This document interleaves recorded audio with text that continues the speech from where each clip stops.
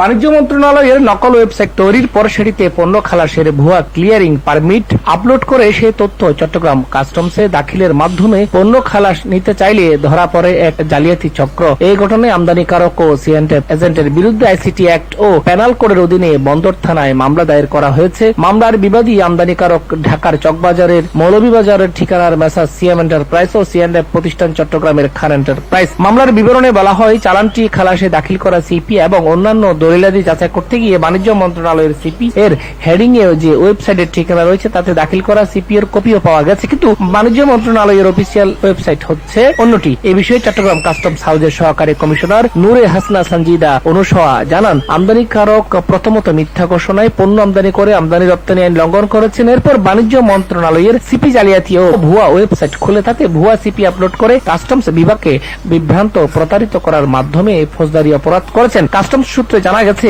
চলতি বছরের 10 জানুয়ারি ঢাকার চকবাজারের ঠিকানার মেসার্স সিএম এন্টারপ্রাইজের নামে একটি ইনভয়েসে 13,520 কেজি চীনাবাদাম ও 4,510 কেজি অলিভ ঘোষণায় একটি চালান আসে বন্দরে। চালানটি খালাসের জন্য কাস্টমস হাউসে বিল অফ এন্ট্রি দাখিল করে নিয়োজিত সিএনএফ প্রতিষ্ঠান নগরীর শেখ মুজিব রোডের প্রগ্রেসিভ টাওয়ারের খান এন্টারপ্রাইজ। সন্দেহ হলে চালানটির শতভাগ কায়িক পরীক্ষায় 21,060 কেজি ঘোষণা বহির্ভূত শিশু খাদ্য নেসলে গরু দুধ পাওয়া যায়।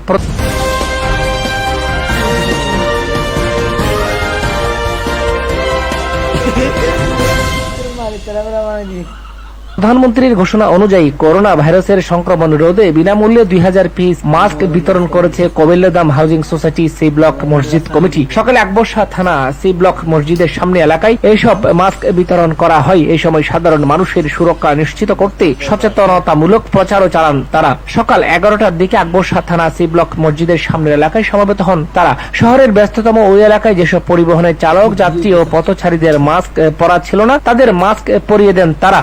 পরে বিভিন্ন দলে ভাগ হয়ে কোবেল্লাদাম এলাকার বেশ কয়েকটি মার্কেট ঘুরে দোকানি ক্রেতা ও বিক্রেতাদের মাস্ক উপহার দেন এবং করোনা নিয়ে সচেতনতামূলক প্রচার চালান।